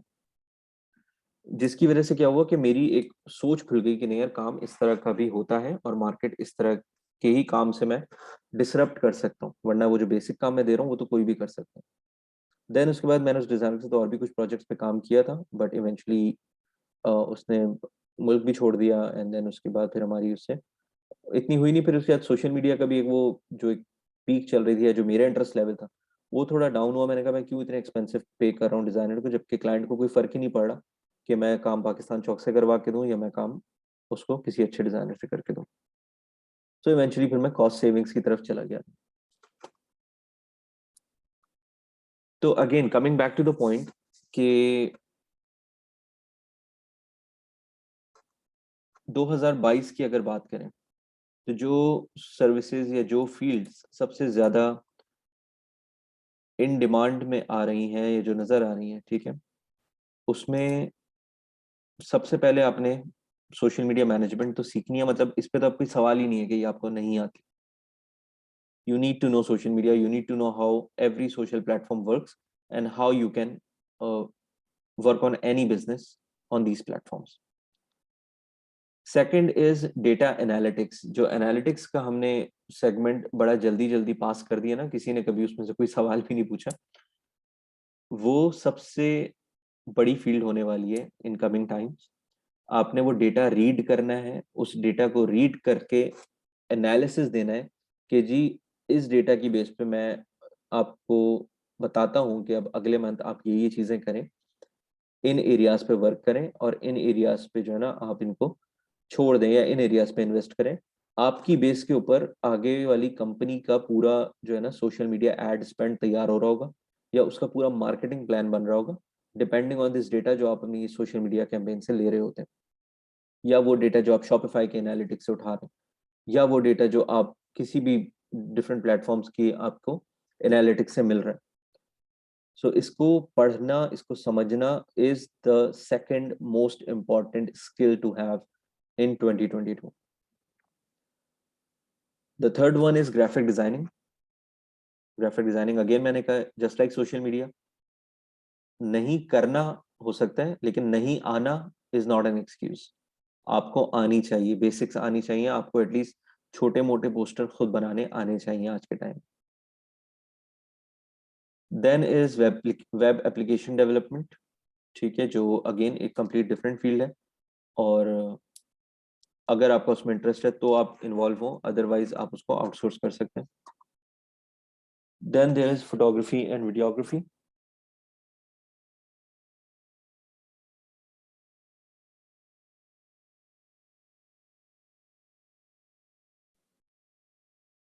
ओके, फोटोग्राफी एंड वीडियोग्राफी के बाद आती है कॉपी राइटिंग, कॉन्टेंट राइटिंग, ठीक है। इसके बाद एक जो है ना उसमें एक फील्ड आती है, दैट इज बुक कीपिंग, ठीक है। बुक कीपिंग इज बेसिकली सारे आपके जितने भी अकाउंट्स होते हैं उसकी मैनेजमेंट, कितने इनकम आ रही है, कितने एक्सपेंसेस हो रहे हैं, ऑल दोस थिंग्स, ठीक है। उसके अलावा एक सर्विस जो 2022 में इन डिमांड होगी वो हो सकती है ट्रांसलेशंस की, ठीक है। लेकिन उसके साथ साथ अब अगर हम इसकी फर्दर एलेबरेशन की तरफ जाएं कि ये तो वो चीज़ें हैं जो आपकी अभी करंट डोमेन में रहते हुए जो है ना आप इसमें काम कर सकते हैं इन फील्ड्स में, लेकिन अगर हम बात करें कि इसमें मजीद क्या एडवांसमेंट हम देख रहे हैं, तो सबसे पहले या मोस्ट इम्पॉर्टेंट इन डिमांड जो अभी सर्विस या ऑफर ली जा रही है, that is blockchain and crypto currency programming. किस तरह से क्रिप्टो के सिग्नल्स बन रहे हैं, किस तरह से ब्लॉकचेन वर्क करता है, ये सब है क्या चीज़, ये सब क्या भला है। कोई एक किताब लेके पढ़ना शुरू कर दें, कोई एक आर्टिकल पढ़ना शुरू कर दें। बहुत सारे लोग हैं जो अगर इंग्लिश में मसला आ रहा है तो उर्दू में बहुत सारे लोगों ने लिखी हैं क्रिप्टो के ऊपर किताबें, वो पढ़ना शुरू कर दें। उससे फायदा ये होगा कि आप लेफ्ट आउट फील नहीं करेंगे अपने लिए, अपने छोटे बहन भाइयों के लिए या अपने बच्चों के लिए, क्योंकि जब वो आपसे सवाल पूछेंगे ना कि ये क्या होता है तो आपको ये चीज़ आनी चाहिए, क्योंकि उनके टाइम पे बात ही इसी की हो रही होगी। Second is Amazon web services, ठीक है। तो अमेजॉन बेसिकली बहुत सारी जो है ना वेब सर्विसेज प्रोवाइड करता है आपको, ठीक है। उसमें वो एक क्लाउड स्टोरेज प्रोवाइड करता है आपको, ठीक है, जिसमें आप अपने सारा डेटा वगैरह वो सब चीज़ें मैनेज कर सकते हैं। तो इस तरह की जो ना उसमें क्या होता है कि आप अपनी पूरी उस क्लाउड को भी आप जो है ना एक तरह से बिल्ड करते हैं, डेवलप करते हैं अपने तरीके से, टू अवॉइड कि किसी तरह का कोई स्पैम ना आए, कोई हैकिंग अटेम्प्ट्स ना हो या व्हाट्सएवर। तो उसको जो है ना आप उसको सीख सकते हैं if you have interest in Amazon and development. Then उसके बाद mobile application development, mobile is gonna completely basically you can say कि वो ओन करेगा डिजिटल वर्ल्ड को बहुत जल्द। लैपटॉप कंप्यूटर्स जो हैं वो मोर और लेस उनकी बस एक हद तक जो है ना रिक्वायरमेंट रह जाएगी, जैसे आजकल हमारे घरों में अभी भी टीवी है, चलता भी है, लेकिन मैक्सिमम कंटेंट जो है वो फ़ोन पे ही देखा जाता है। देन आर्टिफिशियल इंटेलिजेंस एक बहुत इम्पॉर्टेंट फील्ड है, अगर आपका उसमें इंटरेस्ट है तो आप अभी से उस पर वर्किंग स्टार्ट कर दें। Although it's not a new field, लेकिन स्टिल पाकिस्तान के हिसाब से इसमें इतना ज़्यादा काम नहीं हो रहा है, तो you can stand out among the crowd, या आपको कोई बहुत अच्छी अपॉर्चुनिटी मिल सकती है बाहर से। देन इसके बाद बेसिक चीज़ें हैं, जैसे वेबसाइट डिज़ाइनिंग हो गई, वेबसाइट डेवलपमेंट हो गई, ठीक है, डेटा एनालिसिस हो गया, बुक कीपिंग हम डिस्कस कर चुके हैं, कंटेंट राइटिंग वगैरह हम डिस्कस कर चुके हैं, ग्राफिक डिजाइनिंग वगैरह, ये सारी सर्विसेज हैं। एसईओ इसमें बहुत इंपॉर्टेंट एक सर्विस आती है। ठीक है, इसके अलावा जो बाकी सर्विसेज हैं वो सब आपकी इन्हीं सर्विसेज की एक्सटेंशंस हैं, जैसे फोटोग्राफी या वीडियोग्राफी, या अगर आपको वॉइस ओवर देना आता है तो वॉइस ओवर की डिमांड हो सकती है। आप ये समझें कि आप एक मेटावर्स में हैं और इमेजिन करें कि उस मेटावर्स में क्या क्या चीज़ें आपको नज़र आ रही हैं। आपको 3D ग्राफिक्स नज़र आ रही हैं, आपको वॉइस नज़र आ रही है कैरेक्टर की, आपको उस कैरेक्टर की डेवलपमेंट मतलब उसकी ग्राफिक डिज़ाइनिंग नज़र आ रही है। फिर उसके बाद वो कैरेक्टर वहाँ पे जो-जो चीज़ें परफ़ॉर्म कर रहा है वो कोडिंग के थ्रू कर रहा है, आपको वो नज़र आ रही हैं, आपको नाइकी का स्टोर नज़र आ रहा है, तो दैट मीन्स कि आपको ई-कॉमर्स नज़र आ रहा है। फिर उसके बाद आप मज़ीद उसमें जाते हैं तो आपको गाड़ियाँ चलती हुई नज़र आ रही हैं, आपको डिफरेंट ब्रांड्स के शॉप नज़र आ रहे हैं वहाँ पे, दैट मीन्स वहाँ पे भी सोशल मार्केटिंग या मेटावर्स मार्केटिंग का नाम अगर उसको दें, तो वो भी हो रही होगी। ठीक है, इसके अलावा वहाँ पे आप बड़ी-बड़ी बिल्डिंग्स देख रहे हैं जिन पे वीडियो एड्स चल रहे हैं, तो इसका मतलब वीडियो एडिटिंग भी स्किल्स आपकी काम हो सकती है। तो जितना ज़्यादा आप इमेजिन करेंगे फ्यूचर को, जितना ज़्यादा आप प्रिपेयर करेंगे, और इतना टाइम नहीं लगना है, मैंने अभी बस सिर्फ 2 सेकंड 2 मिनट के लिए आँख बंद की और ये चीज़ें मैंने इमेजिन की हैं। आप अगर इस पे 2 दिन लगा दें, 20 दिन लगा दें, तो आप बहुत बेहतर, बहुत ज़्यादा चीज़ें सोच सकते हैं। ठीक है, तो इन स्किल्स पे आप कोशिश करें कि इसमें से जो भी स्किल आपको लगता है कि हाँ, ये मेरी फील्ड से रिलेटेड है या मेरा इंटरेस्ट इसमें बन रहा है या बन सकता है, तो आप उस फील्ड को चूज़ करें एंड उसको फर्दर फिर लेके चलें आगे। एंड वो अगर आपकी किसी एजुकेशनल बैकग्राउंड से कनेक्ट करती है तो that's well and good actually.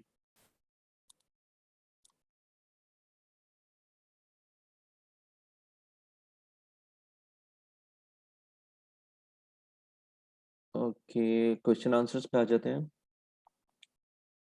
ज़िशानुल Hasan उस्मानी की बुक्स हैं। हाँ, ज़िशानुल हक साहब ने बहुत सारी बुक्स लिखी हैं। मैंने पढ़ी नहीं है उनको, लेकिन हाँ, he is really working in this field. Chemical professions देखें, अगेन केमिकल प्रोफेशन एक ऑन ग्राउंड फील्ड है। आप इसकी अगर डिजिटल इम्प्लीकेशंस की तरफ जाते हैं, तो या तो आप सिखा सकते हैं ऑन यूट्यूब, बिकॉज़ ये ऐसी फील्ड है जिसके बारे में लोगों को ज़्यादा इन्फॉर्मेशन नहीं है। तो आप यूट्यूब या फेसबुक वीडियोज़ को यूज़ करते हुए बहुत ज़्यादा एजुकेशन दे सकते हैं इस सब्जेक्ट के बारे में। या आप डिफरेंट हॉस्पिटल्स या जहाँ पे भी आपकी सर्विसेज़ यूज़ होती हैं, फैक्ट्रीज़ में आई थिंक यूज़ होती हैं बहुत ज़्यादा, तो आप उनको फ्रीलांस कंसल्टेंसी उस तरह से दे सकते हैं जिस तरह से न्यूट्रिशनिस्ट दे रहे होते हैं, कि आप उनको रेसिपीज़ बना के दिखा दें, या आप उनको जो है ना प्रॉपर केमिकल फ़ॉर्मूलाज़ या जो भी इनकी रिक्वायरमेंट होती है, मुझे इस फील्ड की इतनी ज़्यादा नॉलेज नहीं है। लेकिन आप इससे रिलेटेड भी आप काम ढूँढ सकते हैं तरह। जो अभी से सीखना स्टार्ट करें तो आफ्टर 2 टू 3 इयर्स हमें बहुत ज़्यादा फ़ायदा हो। ब्लॉकचेन ज़ाहिद, अगर आप अभी स्टार्ट करेंगे तो नेक्स्ट 2 टू 3 इयर्स में आपको बहुत ज़्यादा फ़ायदा होगा। क्रिप्टो या एनएफटी की मैं बात नहीं कर रहा हूँ, मैं ब्लॉकचेन की बात कर रहा हूँ, बिकॉज़ असल टेक्नोलॉजी ब्लॉकचेन है। ठीक है जी, data analytics and business intelligence की इम्पोर्टेंस। अच्छा, बिज़नेस इंटेलिजेंस है या आर्टिफ़िशियल इंटेलिजेंस है? आर्टिफ़िशियल इंटेलिजेंस हर वो चीज़ है जो आज आप देख रहे हैं अपने सराउंडिंग में, कि टेक्निकली तो अगर इसकी एक बेसिक सी मिसाल देखें तो आप जब किसी शॉपिंग मॉल के अंदर जाते हैं, तो दरवाज़ा आपका ऑटोमैटिकली खुल जाता है। तो वो भी एक तरह की आर्टिफ़िशियल इंटेलिजेंस ही है कि उन्होंने एक सेंसर लगाया हुआ है कि अगर इस सेंसर पे कोई ब्लॉकेज है, तो जी ये दरवाज़ा ऑटोमैटिकली खुल जाए। तो ये उसकी एक बेसिक सी मिसाल है, लेकिन अब वो चीज़ इतनी ज़्यादा आर्टिफ़िशियल इंटेलिजेंस की तरफ जा रही है कि वो आपको प्रॉपर जो है ना आर्टिफ़िशियल इंटेलिजेंस के थ्रू बहुत ज़्यादा आपको इन्फॉर्मेशन वाइज़ या बहुत ज़्यादा आपको जो है ना इन टुडेज़ वर्ल्ड आपको बहुत ज़्यादा हेल्प करती है। जैसे आप सिरी की मिसाल ले लें या आप अपने जीपीएस इंस्ट्रक्टर की मिसाल ले लें। तो ये सब आर्टिफ़िशियल इंटेलिजेंस को ही यूज़ कर रहे होते हैं। ये लोग डेटा ग्रैब करते हैं, उसको खुद से जो है ना रियल टाइम में आपका जो प्रोसेसर है, वो उसको प्रोसेस करता है एंड देन आपको बेस्ट रिजल्ट्स दे देता है। जैसे फॉर एग्जांपल आप कहीं जा रहे होते हैं और आप बोलते हैं कि जी मुझे एक पर्टिकुलर लोकेशन जाना है, उसका शॉर्टेस्ट रास्ता बताओ। तो वो सारे रास्ते कैलकुलेट करता है, वो सारी आपकी पोजीशन देखता है, ट्रैफिक नोट करता है एंड देन उसके बाद आपको बता देता है कि जी ये रास्ता आपके लिए बहुत ईज़ी है। बाकी डेटा एनालिटिक्स मैंने आपको बताया कि जितनी ज़्यादा इन्फॉर्मेशन आपको अ, नज़र आती है, जितने ज़्यादा एफर्ट्स आप कर रहे हैं डिजिटल मार्केटिंग में, उन सब का रिज़ल्ट तो कहीं न कहीं नज़र आना चाहिए ना। वो रिज़ल्ट आपको नज़र आता है एनालिटिक्स की फॉर्म में कि जी, आपके पेज पे इतने लोगों ने लाइक किया, इतने लोगों ने कमेंट किया, इतने लोगों ने शेयर किए हैं पोस्ट को, इतने लोगों ने वीडियो देखी है। आप उस डेटा को स्टडी करें एंड देन फिर उसके बाद बोलें अच्छा जी, मुझे अगर वीडियोज़ पे फ़ोकस करना है तो मैं अब अगले महीने वीडियोज़ वीडियो कंटेंट ज़्यादा डालूँगी या वीडियो कंटेंट की मार्केटिंग पे ज़्यादा वर्क करूँगी। आपके पेज लाइक्स कम है तो आप पेज लाइक्स इंक्रीज़ करेंगे। ये सिर्फ़ एक बेसिक वे में बता रहा हूँ। जब आप ई-कॉमर्स पे चले जाएँगे तो ये फर्दर एडवांस्ड हो जाएगा कि अच्छा मुझे सेल्स ओरिएंटेड स्ट्रैटेजीज़ पे काम करना है। फिर आप इसको मज़ीद अगर आप और बड़े मीडियम पे चले जाते हैं, आप कोई एक बहुत बड़ा बिज़नेस जो है, उसकी किसी पोज़ीशन पे चले जाते हैं, तो वहाँ से तो और ज़्यादा डेटा मिलेगा। अब आपको सोशल मीडिया डेटा अलग मिलेगा, ऑन ग्राउंड डेटा अलग मिलेगा, एटीएल, बीटीएल का अलग मिलेगा, वेबसाइट का अलग डेटा मिलेगा, मोबाइल एप्लीकेशन का अलग डेटा मिलेगा और इन सब डेटा को आपने पढ़ के हर एक फ़ील्ड की आपने बेहतर स्ट्रैटेजी बनानी होगी। मैंने हमेशा फ़ोकस किया है सोचना सीखें। सोचना आएगा आपको तभी आप ग्रो कर सकेंगे। आप अपने बिहाफ़ पे भी सोचें, अपने क्लाइंट के बिहाफ़ पे भी सोचें। क्रिप्टो इन्वेस्टमेंट वग़ैरह मैं इसकी बात ही नहीं कर रहा हूँ, मैं ब्लॉकचेन की बात कर रहा हूँ, क्योंकि ब्लॉकचेन टेक्नोलॉजी जो है ना, that is a different thing, उस पे आपने वर्किंग करनी है। क्रिप्टो, एनएफटी इन सबको छोड़ दें।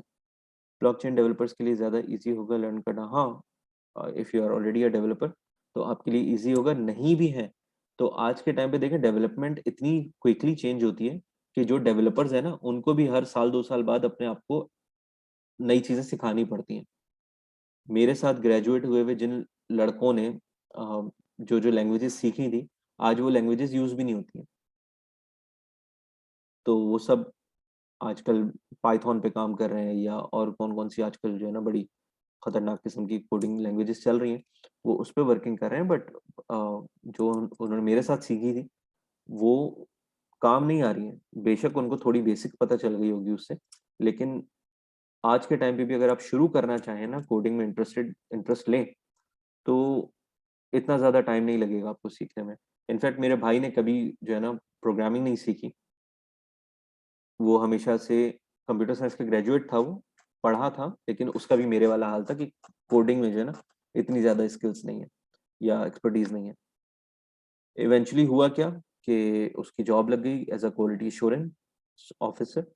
तो उसका काम क्या होता था कि जो वेबसाइट बनती थी या कोई मोबाइल एप्लीकेशन बनती थी या उसकी कंपनी कोई सॉफ्टवेयर बनाती थी, तो उसका काम था उस सॉफ्टवेयर को चला के उसके डिफरेंट टेस्ट करके उसमें देखना कि कोई गलती तो नहीं है, कोई ऐसी चीज़ तो नहीं है जो मसला कर रही है। अगर मैं अचानक से इस वेबसाइट पे 10,000 लोग भेज दूँ, तो क्या ये वेबसाइट डाउन तो नहीं होगी? इस तरह की जितनी भी चीज़ें होती हैं ना वेबसाइट लॉन्च करने से पहले, एप्लीकेशन लॉन्च करने से पहले, सॉफ्टवेयर लॉन्च करने से पहले चेक की जाती हैं। जैसे कोई कपड़ा अगर बेचने जाता है मार्केट में तो पहले देखता है जी सिलाई कैसी है, बटन कोई टूटा हुआ तो नहीं है एंड ऑल दोस। वो जॉब करता था। देन उसके बाद he went to the US, US में जाके उसने थोड़ा-सा काम वगैरह किया and then he got a job but उसको जॉब मिली ऑफ अ प्रोग्रामर की, कि आपने प्रोग्रामिंग करनी है। द गुड थिंग वाज़ कि कंपनी ने कहा कि हम खुद आपको पहले सिखाएँगे प्रोग्रामिंग एंड अगर आपने वो 3 या 6 महीने के कोर्स में सीख ली, ये थोड़ी इम्प्रूवमेंट दिखा दी, देन हम आपको हायर कर लेंगे। तो उसने वो मेहनत की और now he is doing the programming.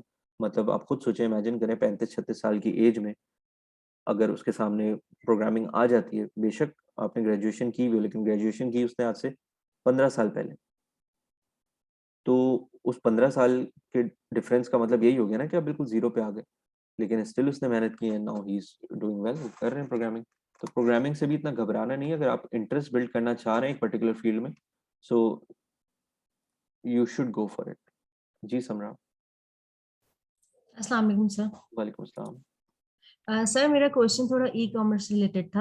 Hmm, hmm. Sir मेरा क्वेश्चन ये था, आपने जो है वो पहले हमें प्रोडक्ट हंटिंग का बताया था, लाइक कि कोई भी प्रोडक्ट ऐसी हो कि आपने पहले उसकी कॉस्ट चेक करनी है और ऐसी प्रोडक्ट हो जो कि 12 मंथ्स मतलब लाइक चले और मतलब लाइक ऐसा ना हो कि सिर्फ ओकेजनली हो लाइक ना।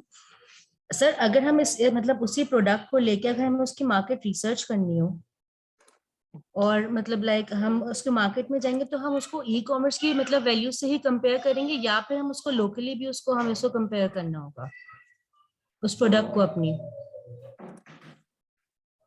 मैं आपके एक मिनट सवाल को जरा दोबारा से रिफ्रेश करता हूँ कि आपने एक प्रोडक्ट हंटिंग की, जी ठीक है, और उस प्रोडक्ट की अब आप देखना चाह रहे हैं कि ई कॉमर्स में प्रोडक्ट सिर्फ चलेगा या ऑन ग्राउंड भी उसकी आपने वैल्यू नहीं देखनी नहीं, है। अगर हम जैसे उसकी प्राइजेस को कंपेयर करें, जी। लाइक मैं अगर मार्केट में प्रोडक्ट लाना चाह रही हूँ जो कि 500 की है, हम्म। ठीक है ना, अब वो ऐसी तो नहीं है कि बिल्कुल यूनिक तो नहीं होगी, वो ऑब्वियसली कहीं ना कहीं और मतलब वेबसाइट्स पे और कोई ब्रांड्स वगैरह उसको दे रहा होगा, ठीक है ना।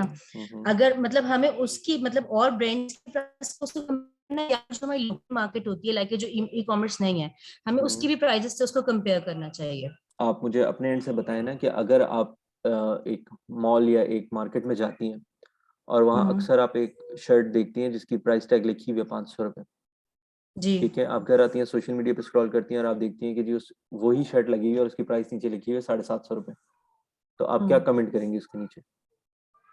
हाँ एग्जैक्टली। आप ये कमेंट करेंगे वो ना ई कि यार कॉमर्स क्या हो वाले गया, तारिक रोड पे तो 500 की मिल रही है। 500 की मिल रही थी, यहाँ पे 750 की अवेलेबल है, एग्जैक्टली। ठीक है। ऑल्दो वो लोग ये नहीं समझते कि तारिक रोड पे वो शॉप पे बेचना उसके लिए आसान है, फेसबुक पे मतलब ऑनलाइन हम्म। पे कॉस्टिंग ज्यादा लगती है, बट आप कभी भी ना हम्म। प्रोडक्ट की एक्चुअल प्राइस पे compete नहीं कर सकते। मैं इसीलिए हम्म। आपको प्राइवेट लेवल का मशवरा देता हूँ कि आप अपना प्रोडक्ट खुद बनाएं ताकि आप प्राइस उसकी हम्म। खुद रख सकें।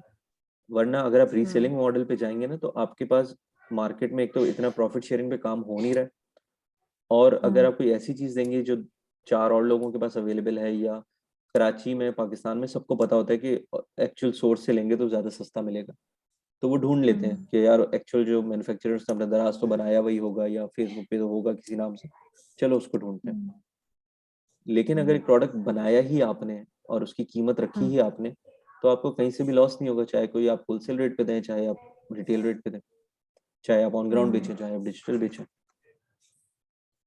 सही ठीक है। सही है। नहीं सर, मैं वैसे सिमिलर प्रोडक्ट की बात नहीं करी थी। हम्म। मैं मतलब लाइक एक हमारे पास एक रॉ मटेरियल होता है, लाइक मैं अगर टॉवल की एग्जांपल ले लूं, तो हम्म। उसी टॉवल से जो है वो बहुत सारी हम चीजें डिफरेंट डिफरेंट बना के मतलब खुद ही अपनी मैन्युफैक्चर करके कहीं और से मतलब उठा के उसको हमें ई कॉमर्स पे सेल नहीं करना। हम्म। मतलब और मैं इसी चीज पे थोड़ा रिसर्च भी कर रही थी, तो मैं मुझे आपसे डिटेल में थोड़ा डिस्कस भी करना था। वो इंशाल्लाह जब मीटअप होगा तो फिर मैं आपसे ना सारी डिटेल में क्वेश्चंस लेके आऊंगी आपके पास ना। ठीक है। तो खैर मैं अभी खैर इसी इन्हीं चीजों पे हूँ, देखें होपफुली क्या होता यार है। वैसे सीरियसली शर्म करो गाइस, एनईडी वालों ने कर लिया मीटअप, हमारा नहीं हो पा रहा, क्या सुस्ती है सर ये ये। तो आपने डिसाइड करना है। आप आप लोगों के करिए ना एग्जाम्स ही डिसाइड। खत्म नहीं हो रहे यार। नहीं सर सर, आपने सर अब एग्जाम्स सैटरडे को छोड़े या बच्चे थोड़ी हैं कि वो बुक्स लेके सबने हाँ सामने बैठना है। कोई 2-3 घंटे तो निकाल सकते हैं, अब ऐसा क्या है सर एग्जाम्स। आपने अभी सैटरडे को कहा था, अब आपने 8 को बोला था, अब आप बता दें कि आप रख रहे हैं नहीं रख रहे हैं। अच्छा देखो सिनेरियो ये है कि मैंने उनसे पूछा, मैंने कहा भाई कैसे क्या रखा क्या किया, मैंने उनके ट्रेनर से बात की है, तो वो कह रहे हैं कि यार एक तो हमारे स्टूडेंट्स ने जो है ना बड़ी अच्छी अर्निंग की है पहले बैच में, तो हमारे पास बहुत सारे पैसे भी आ गए थे। फिर कह रहे हैं दूसरा हमने ये किया कि कुछ पैसे जो है ना स्टूडेंट से हम लोगों ने वो किए, जमा किए एक तरह से क्राउड फंड करके, और थोड़े बहुत पैसे कह रहे हैं ट्रेनर मैंने मिला के फिर हम लोगों ने इसको, उन्होंने किसी रेस्टोरेंट वगैरह में एक प्रॉपर इस तरह का ना मीटअप रखा था। तो मैंने कहा यार हमारे तो ना अभी बैच ने पैसे कमाए हैं और ना अभी तक जो है ना हमारे ट्रेनर को कोई पैसे मिले, तो हम लोग कहाँ से इन्वेस्ट करें। तो वो कह रहे हैं कि देखें फिर आप इंतजार करें कि जब तक आती है तब करते हैं। मैंने कहा चलो ठीक है वो तो हम लोग देख लेते हैं। खैर तो मैं जो चीज़ वेट कर रहा था वो मैं यही कर रहा हूँ कि आप लोगों के एग्जाम्स सर जो हम है। बगैर कमाए भी इन्वेस्ट कर सकते हैं, ऐसा तो कोई बात नहीं है, मतलब हाँ लाइक हाँ वो बगैर मुझे कमाए पता भी है, इन्वेस्ट मैंने करके मीटअप कर सकते मैंने हैं। आप लोगों के गूगल फॉर्म्स देखे हैं, मुझे सबकी सैलरीज पता है, डोंट वरी। जी सर, हम मुझे पता है किसके पास कितने बगैर पैसे कमाए भी कर सकते हैं। खैर वो चले देखते हैं करते हैं इसको। अच्छा अच्छा, मेडिकल कोडिंग एंड बिलिंग इसके आगे कितनी वर्थ है? मेडिकल कोडिंग होती क्या है मुझे रिदा ये भी नहीं पता, ठीक है। और बिलिंग बिलिंग ये वैसी मतलब अकाउंटिंग वाली बिलिंग है या मेडिकल की फील्ड है कोई बिलिंग की? सर ये बेसिकली ना डिजीजेस को हम कोड करते हैं। ये स्पेशली यूएस से क्लाइंट होते हैं, ये फ्रीलांसिंग में भी हमें मिल जाते हैं। मतलब कि फाइवर या अपवर्क पे भी हमें क्लाइंट्स मिल जाते हैं इसके। तो इसमें जी तो करना क्या होता है? जैसे कि हम लोग पेशेंट को एक जितनी डिजीजेस होती है ना उसको हम कोड कर देते हैं, ये होता है। सिंपली हम ट्रांसक्रिप्ट की बात कर रही हैं? ट्रांसक्रिप्ट कर देते हैं, अच्छा, वर्डिंग को ना कोड वो करते हैं हम। तो इस पे तो सही बहुत सही। ज्यादा कंपनीज भी खुल गई हैं यहाँ पे। यार ये तो मेरी जैसे पहली जॉब यही थी। जब पहली बार अच्छा, मुझे घर से बाहर निकला ना, तो मेरी रमजानों के दिन थे वो, क्या दिन थे। तो मेरी पहली जॉब ही ये लगी थी, डेटा एंट्री की। और उसमें ये डॉक्टर्स की ट्रांसक्रिप्ट्स आती थी हमारे पास, और उसको सुन सुन के ना आपको टाइप करना होता था। तो है, अब इमेजिन कर लें कि मेरी पहली जॉब थी, इसका मतलब कि इट गोज बैक 9-10 ईयर्स। तो हाँ, ये फील्ड है, और ये बात मैंने इनफैक्ट सेशन में भी बताई थी कि बहुत ज़्यादा जो है ना ये चीज़ डिमांड में होती है कि आपको ट्रांसक्रिप्ट भेजी जाती है और आप उसको टाइप करते हैं, भेज देते हैं। तो हाँ, ये एक फील्ड है जिस पे आप वर्क कर सकते हैं, but it's purely related to data entry and your research skills. कभी कभी आपको ऐसी दवाइयों के या ऐसी बीमारियों के वो नाम ले लेते हैं कि आपको फिर फौरन गूगल करना पड़ता है कि अच्छा इसने क्या बोला है, और फिर आप उसको सही करके भेजते हैं। तो जितनी कम मिस्टेक्स होंगी उतनी आपकी वैल्यू जो है ना इसमें ज़्यादा होगी। लेकिन इसमें मेरे ख्याल में मेनली आपको ना पूरा कॉन्ट्रैक्ट लेना पड़ता है कि जी आपके जितने भी ट्रांसक्रिप्ट्स होंगी वो हम देंगे, और उनकी कोई फ्रीक्वेंसी होती है कि जी हम आपको इतने जो है ना ऑडियो क्लिप्स देंगे और आपने इतने टाइम में वो हमें टाइप करके देना है। अच्छा सर, एक और बात मुझे पूछनी थी सर, ये हमारा कोर्स बस एंड ऑफ जनवरी तक का है? हाँ जी, हमारा कोर्स एंड ऑफ जनवरी तक का है, लेकिन कोशिश ये होगी कि उसके बाद भी जो है ना हम जो स्टूडेंट्स कनेक्टेड रहना चाहते हैं, हम उनके साथ कुछ कनेक्शन बना लेंगे व्हाट्सएप ग्रुप की शक्ल में, और जिस तरह की भी गाइडेंस फिर फर्दर चाहिए होगी हम उसको लेके चलेंगे। Yes sir. और सर मैं एक और बात ये कह रही थी कि आपने कहा था कि अगर एंड में कुछ टाइम हुआ तो कुछ आप हमें टॉपिक्स मतलब रिपीट करवा देंगे। जी हाँ, तो सर उसके लिए भी ना मतलब लाइक जिसको हो वो मतलब ग्रुप पे ही जाके मैसेज कर दे एटलीस्ट कि जो टॉपिक्स थोड़ा मतलब डिटेल में थोड़ा और करना चाह रहे हैं, अभी तो तो बहुत वो टॉपिक्स चीज रहते हो हैं, जाए। अभी तो हमारे एक्चुअल कोर्स के काफ़ी टॉपिक्स रहते हैं। अभी इसमें कुछ एक्सेल से रिलेटेड चीज़ें हैं वो रहती हैं, जो फनलिंग जब हमने स्टार्ट की थी शुरू में उसकी काफ़ी आगे की चीज़ें रहती हैं। फिर उसके बाद अच्छा जो सर, है ये ना, बताइएगा, सॉरी सर इंटरप्ट कर रहा हूँ सर, जी 10 बोलिए। तारीख से 22 तारीख तक एग्जाम्स की डेट आ गई है, उसके बीच में सर क्या इंस्ट्रक्शंस है हमारे लिए, हम क्या कर सकते हैं उसके बीच में इंस्ट्रक्शंस ये अपने? हैं कि आप बताएं कि इधर हम जुम्मा और मंडे ऑफ कर सकते हैं, ताकि आप लोगों को जुम्मा, हफ्ता, इतवार, पीर एक साथ जो है ना 4 दिन मिल जाए फॉर प्रिपरेशन। और बाकी हम क्लास का टाइम वैसे ही हम थोड़ा शॉर्ट कर चुके हैं, 1.25 घंटा कर दिया, आप बोलें तो इसको हम फिर मजीद 1 घंटे पे भी ला सकते हैं। सर हमारे ठीक है सर। पेपर्स तो हो चुके हैं मॉर्निंग वालों के, और हमने एडजस्ट किया है। हम्म। कोई मसला नहीं है, देखें वैसे भी हम लोग काफ़ी हद तक कोर्स कवर कर चुके हैं, बस थोड़ी छोटी मोटी चीज़ें तो वो वैसे भी ना, मतलब मुझे बोला ये गया था कि आप हफ्ते में 4 दिन पढ़ाएं, लेकिन मैंने शुरू में 5-5 दिन पढ़ा के ज़्यादा कोर्स कवर कर लिया ताकि हम एंड में जो है ना अपने आप को रिलीज दे सकें। सो इट्स नॉट, मतलब कोई ऐसी मैंडेटरी चीज़ नहीं है कि हम उसको मिस करेंगे। हम कोशिश करेंगे कि सारी चीज़ें कवर भी ठीक है सर, करेंगे, थोड़ा सा रिवीजन भी इसको कर जो है ना लेंगे। सर 10 से 22 तक थोड़ा सा हम इसको ईज कर लेते हैं। हम्म। अच्छा सर, ठीक है मगर ठीक है, मीटअप का तो सर कुछ कर लें सर, बहुत सारी चीजें हैं दिमाग में जो कि मीटअप का सुनने करते हैं, कुछ बस हो रहा आप है लोग बस। पैसे जमा करें, करते हैं मीटअप। हाँ सर, वो किसी एक को रिस्पॉन्सिबिलिटी दे देते हैं ना, वो अकाउंट में दे दे, सब उसको वहां पे ट्रांसफर कर देंगे, फिर वो मैनेज कर ले जो भी है, देखो तो वो it's not a big deal. Sir ये ठीक है क्या सर फिर। पैसों आपको की बात हो रही है सर? कहाँ थे आप? सर आप कांची यूनिवर्सिटी में कह रहे थे सर मीटअप तो? कॉल आ गई थी एक बीच में। अच्छा अच्छा जी, तो नेक्स्ट बैच में अगर ग्राफिक्स करना चाहें तो कैसे इनरोल होंगे? अच्छा, उसमें देखिए अस्मा ये कह रहे हैं कि आपको ना, आप अभी ये वाला कोर्स इनरोल नहीं कर सकते, आपको अगला जो आएगा ना 3 महीने बाद वो आप कर सकते हैं, आप ऑल्टरनेट कर सकते हैं कोर्सेज, एक साथ आप कोर्सेज नहीं ले सकते।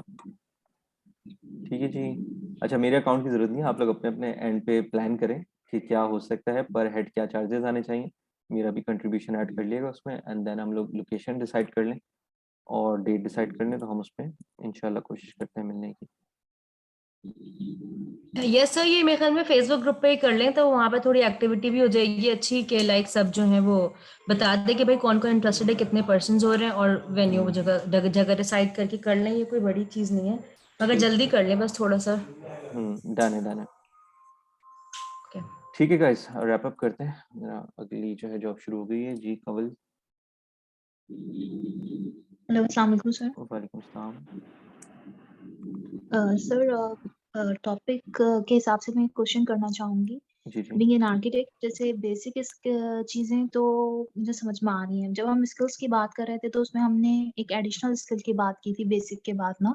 जैसे एजुकेशन टाइम में जैसे अब हम टोटली जो है ना वो फ्यूचरिस्टिक उस पे आ चुके हैं। जैसे हम मेटावर्स की बात कर रहे हैं, इन सब चीजों की बात कर रहे हैं। जी तो एजुकेशन टाइम में हमारा एक कोर्स होता था विजुअल स्टडीज में ना, जिसमें इस तरह की मूवीज होती थी, 12 मंकीज, ब्लेड रनर, ये सब कुछ हमने देखी भी थी।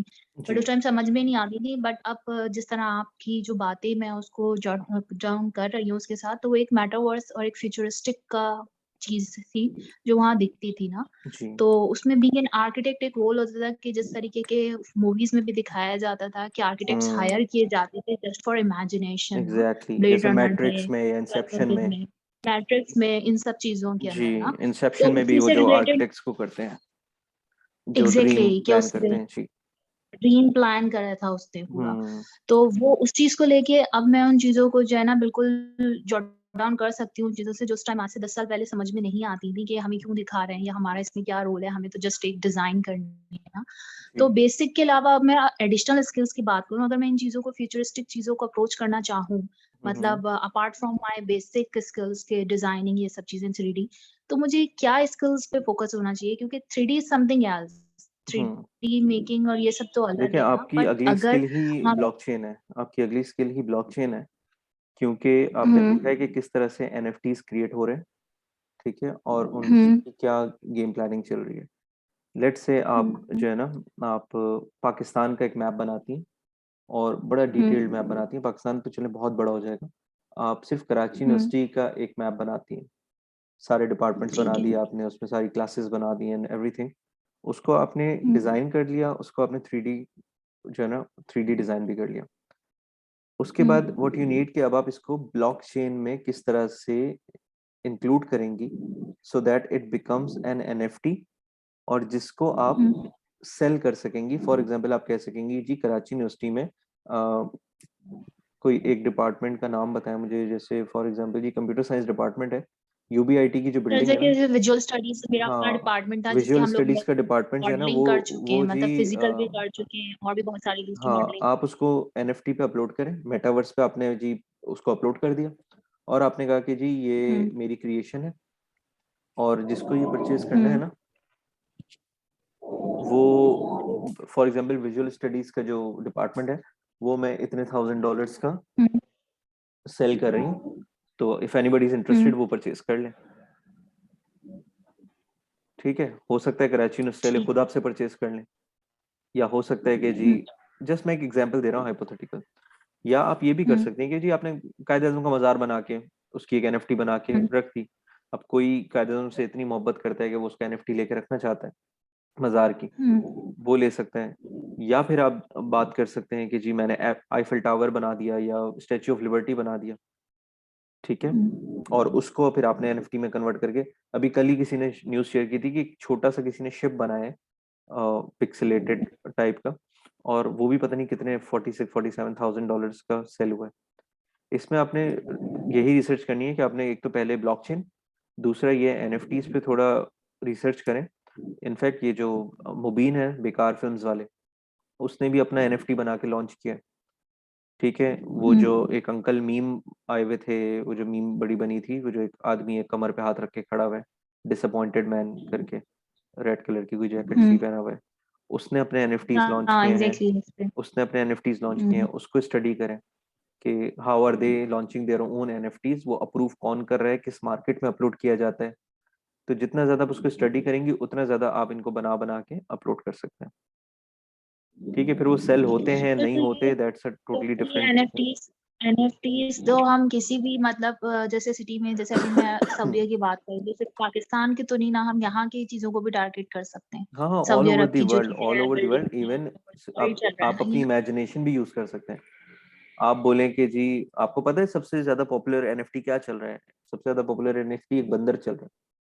किसी ने एक मंकी का कैरेक्टर बनाया एंड उसके फिर वेरिएंट्स बनाए तो वो बिक रहे हैं। ठीक है, आप चाहें तो आप कोई एक स्पेसशिप बना के डाल सकती हैं, आप कोई एलियन बना के डाल दें, that's totally up to you. ठीक है, ठीक है, थैंक यू सर। सर मैं आपसे एक बात पूछना चाहती थी, अभी आप कह रहे थे एक्सेल के हवाले से आप बताएंगे, तो सर एक्सेल के हवाले से आप हमें जो है वो किस तरह से गाइड करेंगे, क्योंकि अब हम डाटा एंट्री की अगर बात करते हैं तो ज्यादातर काम एक्सेल पे किया जाता है, तो आप हमें पूरा एक्सेल करना सिखाएंगे हम कोई भी काम? मेरे पास जो कोर्स है ना यहाँ पे, उसमें एक्सेल की बेसिक्स हैं, कि उसमें बहुत ही बेसिक्स आपको बताया जाएगा कि जी स्प्रेडशीट क्या होती है, रॉज एंड कॉलम्स क्या हैं। सर वो तो हमें आप पता है। एग्जैक्टली तो वो समझे, that's part of the course. इस वजह से मैं उसको अभी इतना लेके भी नहीं चल रहा, कि मुझे आइडिया है कि वो आप में से काफी सारे लोगों को ये बेसिक्स तो यस सर, वो आती ही तो हम होंगी। करते हैं यूनिवर्सिटी में। Yes sir. जी जी। ठीक है, चलें गाइस, रैप सर करते हैं। फॉर्मूलाज वगैरह हो तो मैं अच्छा है, लेट हो रहा हूँ फॉर्मूलाज अपने अगले वगैरह प्रोजेक्ट के सब। लिए। हाँ, फार्मूलाज वगैरह के लिए फिर वही स्पेशलाइज कोर्स करना पड़ेगा आपको। ठीक है, ये आप चीज़ें डिसाइड कर लें यार, जो भी होता है ग्रुप में अपडेट कर दें, या मुझे बता दिएगा कल की क्लास में कि क्या करना है हमने मीटअप का, देन उसको फर्दर लेके चलते हैं। ठीक है गाइस, आज यस कंक्लूड करते सर। हैं। ओके, अल्लाह हाफिज। अल्लाह हाफिज़ सर। अल्लाह हाफिज़ सर।